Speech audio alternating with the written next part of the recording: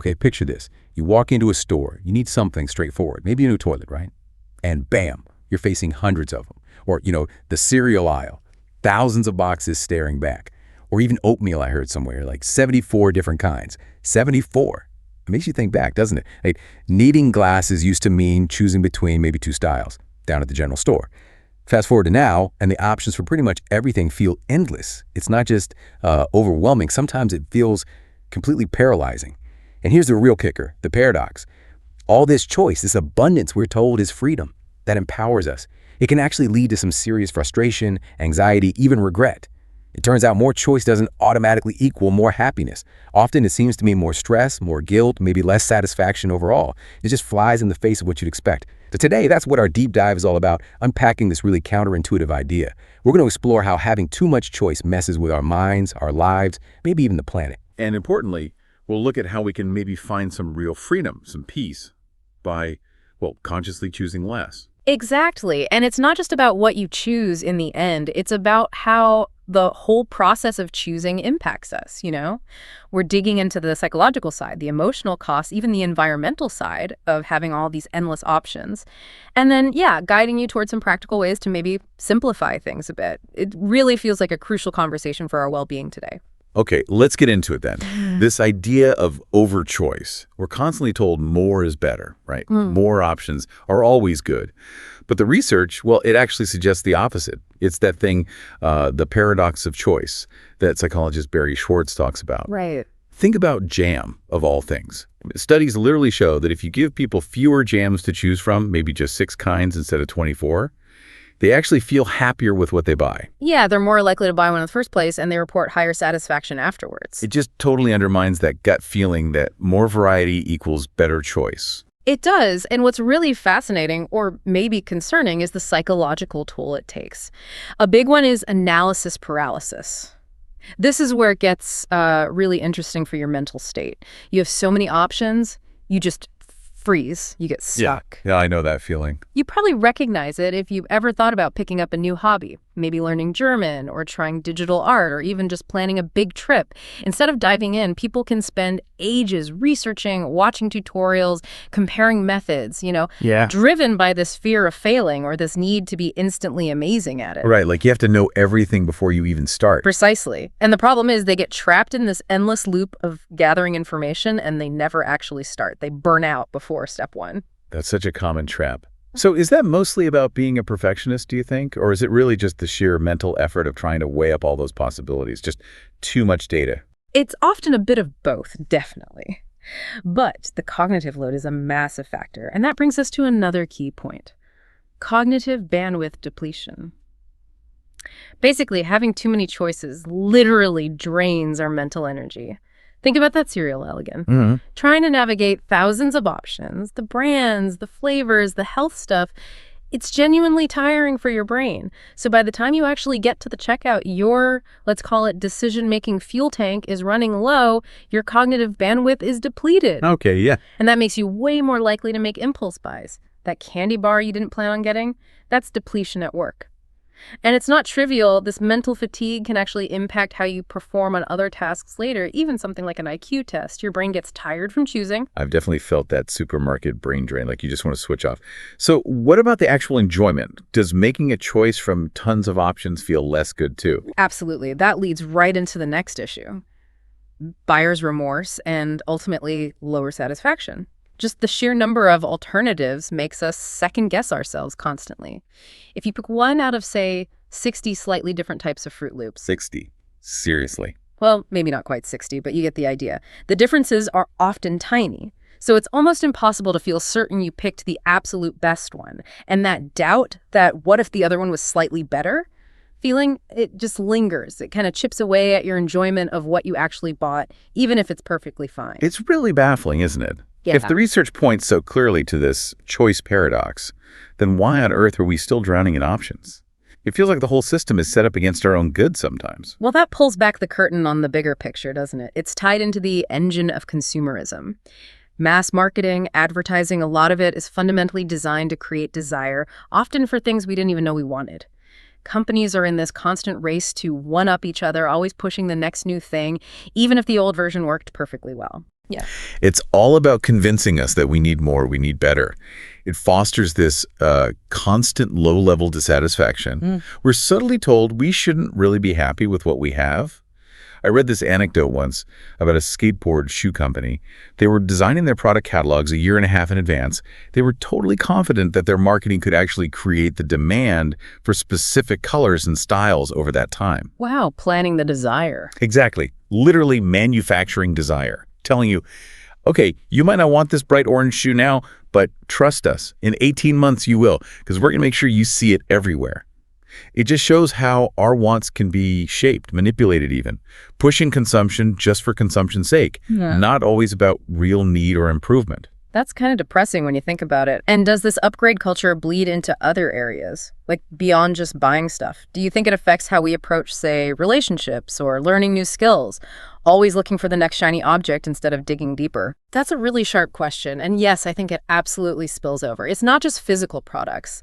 Think about planned obsolescence. It's not always about things physically breaking. Sometimes it's just about making the previous version feel outdated.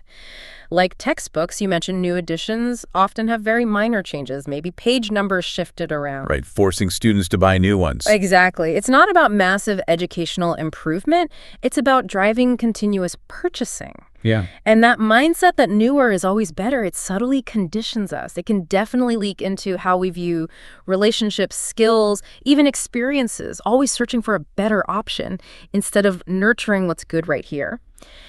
So much of the variety we see isn't really about improving life or expressing identity. It's just there to keep the wheels of commerce turning, keep us buying. Okay, so if this overload of choice is such a pervasive issue, how do we actually fight back? How do we reclaim that sense of freedom and peace in a world that's constantly yelling more, more, more? Where do we even start? Right. That's the key question, isn't it? And the answer really lies in adopting some practical strategies and maybe for some, embracing the ideas behind minimalism. First off, just simplifying the decisions themselves. You can consciously set limits, like when you need to make a choice, whether it's dinner or a new app, just decide beforehand. I'm only going to seriously look at, say, 3 options, max. Okay, 3 options, that sounds manageable. Yeah. And use Parkinson's law. Work expands to fill the time available. So set a time limit. Don't agonize for days. Give yourself an hour, maybe 15 minutes for smaller stuff. Decide and move on. And if you're asking for opinions, limit that too. Maybe talk to 3 relevant people, tops. Often asking tons of people is just us looking for someone to tell us what we already decided, you know? Yeah, guilty as charged sometimes. We all do it. You can also try to actively remove the difficulty, have some automatic responses, like a default favorite color for certain things or a go-to simple meal for busy nights. It cuts down routine decisions. For really trivial stuff, honestly, just flip a coin. You'll often find you know which way you wanted it to land anyway. Sure. Or, one of my favorites, just let someone else decide. If you're at a restaurant and overwhelmed, ask the waiter to pick for you. It can actually be quite fun and takes the load off completely. For bigger things, you can even delegate the thinking. Hire a plumber, get a trainer, let experts handle their domain. But what about that fear, that nagging feeling? What if I pick the wrong thing? That's often what fuels that analysis paralysis in the first place. Yeah. How do we get over that hump? Ah, yes. That's where the concept of satisficing is so powerful. It's about choosing the option that is simply good enough rather than driving yourself crazy searching for the absolute mythical perfect choice. It's incredibly freeing. Just remember the mantra, done is better than perfect. Done is better than perfect. I like that. Yeah. Embrace the idea of shitty first drafts. Just start doing the thing, whatever it is, except it won't be perfect right away. Learn as you go. Yeah. We see this with people who finally break through that paralysis. They just start taking small, imperfect steps. Maybe starting to write badly, or picking up a board game they know they'll lose at first, or even learning to ice skate and falling down a lot. Good. You have to be okay with looking a bit silly, with not being good right away.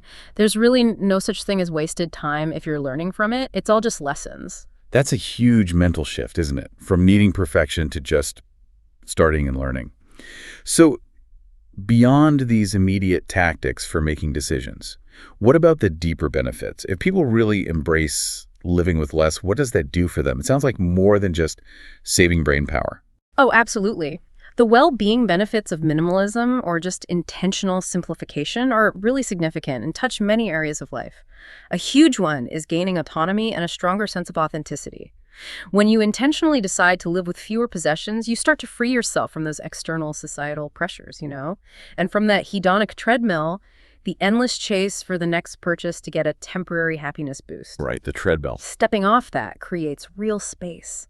Space to figure out what you truly value, to develop a clearer sense of who you are, separate from what you own. That leads to a much deeper feeling of freedom. We heard from someone who realized their family life had become this monotonous routine, just accumulating stuff. Simplifying let them focus on experiences, on creating stories and memories instead. That felt far more authentic to them. Then there's this enhanced feeling of competence and just dramatically lower stress levels. Decluttering your physical space has this surprisingly direct impact on mental clarity. People often describe their pre-minimalist homes as chaotic or disorienting. I can imagine. When you have less stuff, you spend less time cleaning, organizing, looking for things. That gives you a powerful sense of control over your environment, and that significantly reduces stress and anxiety. Some people we talked to didn't even realize how stressed they were until after they simplified. They described cluttered rooms literally making their heart race or their chest feel tight. They learned that a calmer, tidier home was actually vital for their mental health. And finally, simplifying just frees up so much mental space. It fosters awareness. Think about all the little decisions that nibble away at our brain energy every day. What should I wear? Where did I put that thing? What do I do with this new gadget? When you simplify your belongings, a lot of that mental chatter just quiets down. Mental quiet. That sounds nice.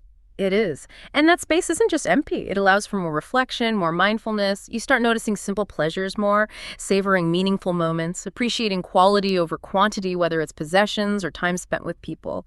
You're less focused on the next acquisition and more present in your actual life. That sounds like a really powerful personal transformation. It's genuinely inspiring. But thinking bigger again, this isn't just about finding personal peace or tidying our homes, is it? This whole shift away from constant consumption, from always wanting more, must have wider ripple effects, right? A global impact. It absolutely does. Yeah, if we zoom out, the sheer volume of choice and the consumption it fuels contribute directly to a massive global waste crisis, especially plastic waste. That constant drive for new products, endless varieties, different packaging, it consumes enormous resources during production. And then, often after a really short lifespan, these things get thrown away. The stats are just staggering. Wow. In many places, less than 9% of plastic waste actually gets recycled. Less than 9%. We're talking about the equivalent of a garbage truck full of plastic being dumped into our oceans every single minute. Every minute. That's horrifying. It is. And this overproduction, fueled by that manufactured demand we talked about, means tons of products don't even sell before they expire or go out of fashion. Right. They go straight from the factory or warehouse to the landfill. That really puts personal choices into a larger context. But, some people might say, okay, my simplifying helps me, but it's just a drop in the ocean against these huge global problems. Is individual action enough? Or do we need bigger collective shifts? That's a fair question, and it's usually a combination. But can we actually change ingrained behaviors on a massive scale? I think the answer is yes, we can. Look at the global response to the pandemic in 2020. It was unprecedented, right? The entire world essentially hit pause, broke its systems almost overnight. That was wild. Economies took massive hits, people's lives changed drastically, but it happened because there was a collective will, a perceived necessity for the common good. So if we could make such huge, difficult behavioral changes for that crisis, it's hard to argue it's impossible to change our consumption habits for the equally serious threat of environmental degradation and plastic waste. It shows collective change is possible when the will is there. That's a really powerful point. So how can we as individuals nudge things towards that bigger systemic change? What can we do beyond just simplifying our own lives? Well, individual actions definitely contribute. And importantly, they signal demand shifts to businesses and policymakers. Things like consciously choosing to support zero-waste shops or even just telling companies you want less packaging that sends a message. A lot of consumers feel overwhelmed, though. There's issue fatigue, right? So many environmental, social justice things to think about with every purchase. Yeah, it can feel like too much. Exactly. And that's where curators come in specialized shops or brands that do the vetting for you. They simplify your choice by offering a smaller range of options that are already high quality, sustainable, ethically sourced, whatever your priority is. They make it easier to choose responsibly without the overwhelm. Think about, say, cleaning products. Instead of the giant supermarket aisle with confusing labels and plastic bottles everywhere, some people are shifting to refill stations. These places often have natural, eco-friendly options, and you bring your own containers or reuse theirs. Right, I've seen those popping up. They solve multiple problems at once. They reduce waste, they simplify your choice because the store has already curated good options, and often you only buy the amount you actually need, reducing waste further. So it becomes less about agonizing over individual products and more about choosing the right place to shop, the right curator that aligns with your values. That one choice can take care of a whole bunch of concerns. So yeah, in summary, the modern world just throws endless choices at us.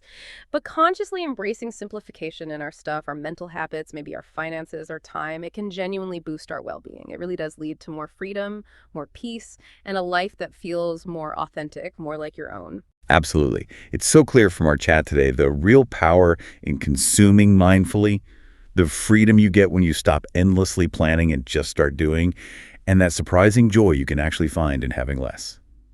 It's about being intentional, really thinking about the hidden costs behind all those seemingly endless options.